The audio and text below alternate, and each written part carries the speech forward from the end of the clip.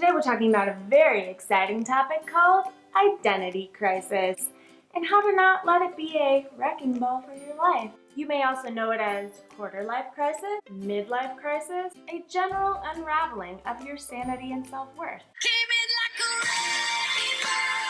So we're going to talk about what it looks like, the signs that you're having one, why it's actually a good thing to have an identity crisis, and then what to do if you are having one so that you can come out of it feeling even better and more successful in your life. Oh yes, thank you for asking. I did wear this statement necklace, put on a little lipstick, curl my hair a little bit, and make sure my background was nice and tidy so that I seemed like, a credible YouTuber who could be talking about something like an identity crisis and giving advice on it. The true question is, will you actually think I'm a credible source when you see that on the bottom half of my body, I'm wearing, polar bear pajama pants.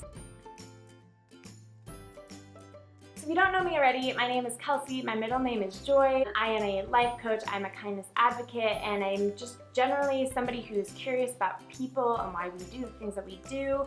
And I make videos here online to help you be the best version of yourself. So what is an identity crisis? It's basically when you start to question who you are. And this usually happens for one of two reasons. Number one, you have lost something that used to define you. You lost a relationship. Somebody broke up with you broke up with someone else, you were fired or laid off from a job, maybe someone close to you passed away, maybe you had to get rid of some of your material things like your house or your car, or some possessions were taken away from you. So anything that you used to define yourself was lost, which a lot of times then contributes to you actually having an identity crisis, because it basically leads you to say, who am I without blank? Who am I without this relationship? Who am I without my job and my title?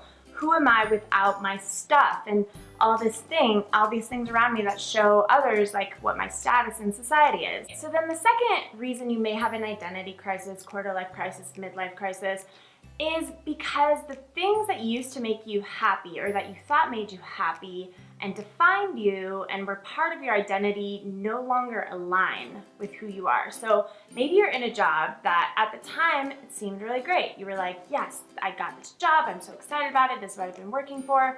And then you're there for a few years or 10 years, 20 years, and you realize like, whoa, this isn't making me happy, this job doesn't align with my values, like I'm not able to be creative or give back or grow or whatever it is. And suddenly you start to question the things that define you. That also leads to an identity crisis. The key to not having an identity crisis, or the key to happiness in general, I think, is if you're able to lose any one thing in your life and not suffer, not just completely unravel as a person. That's the key to happiness. Basically, if you define your happiness by something external from you, that means at any one time your happiness can be taken away from you. So your job can be taken away, a relationship can be taken away, people around you can be taken away, your stuff can be taken away. It's only when we actually choose to define ourselves by us, by our strengths, by our values, by our talents, whatever it is, that's what's actually going to keep you happy and keep you actually from having an identity crisis in your life.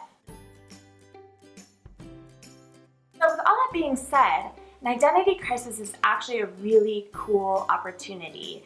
And that's because it is a moment for you to reflect on what you actually want, what you care about, and be able to move forward in your life in that direction, in a way that aligns more with just who you are, which ultimately is going to mean you're more happy, you're more fulfilled. Like for me, I had an identity crisis at my past job where, all my previous jobs had to do with giving back, working in nonprofits. Like somehow I felt like I was making a tangible difference.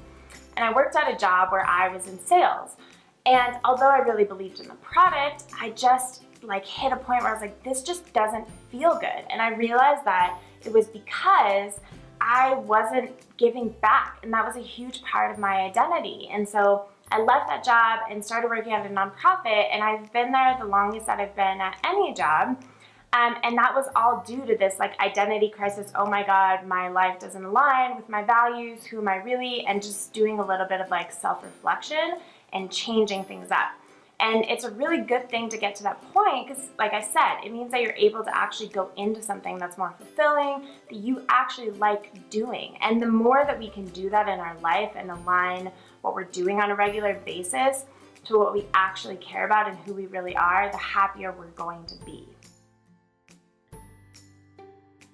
Okay, so what do you do if you're actually having one? So what do you do if you're in the middle right now where you're like, yeah, I was laid off from my job and I don't know who the hell I am without that job and I don't know what to do moving forward? So the first thing is know that it's totally normal. Like all of us go through this, and like I said, it's actually a really good thing that you're at this point. It means that whatever you do next is going to feel that much better if you actually go in this direction. If you kind of try to like brush off the identity crisis and why you're not happy and not deal with it, then it's going to continue down that path. So just know it's totally normal, and it's actually a really cool place to be at, even though it probably feels pretty shitty or it sucks to be in that point of transition. So then the second thing you can do is actually make a list for yourself of what defines you. What I want you to do is on one side of a sheet of paper, write down all the things that define you, okay?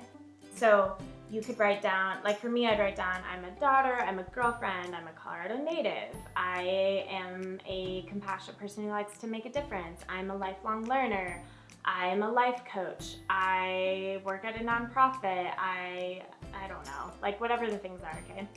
Then next to that, write down, right at the top, say, what would I lose if I lost this thing? What you'll start to realize is that themes will come up for you. For instance, if I lost my life coach job, what I would lose is income, yes. I would also lose this like need to make a difference and give back and connection. Like all of that would be taken away if I lost that job because I find a lot of it in that job.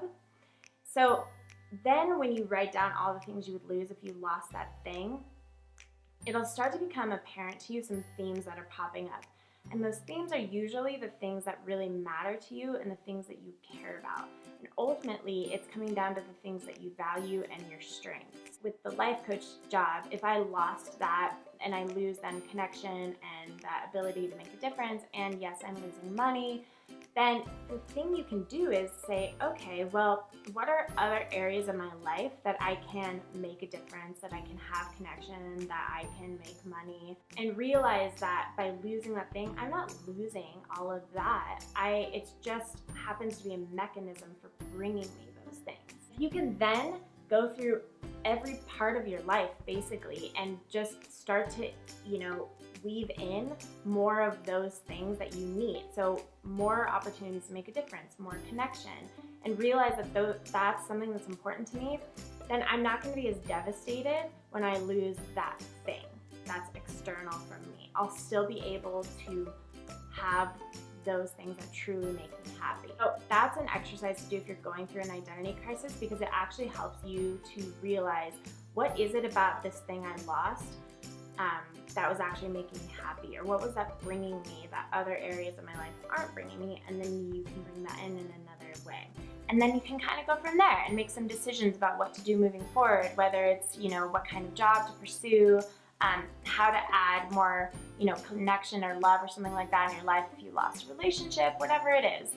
And know that, it's a difficult process because it's your life and it's things that are important and matter to you, but you'll totally get through it. And the more that you can be connected and aligned with this kind of stuff, like I said, the less that it's going to destroy your life. So if you found this video helpful, please give it a like, thumbs up, and subscribe to my channel. That helps me know which content you're liking, which content's not working for you. And if you're going through one right now and need a little bit of extra help, you could also call on a life coach who, oh wait, hold on a second, I'm sorry. So rude, I'm getting a call.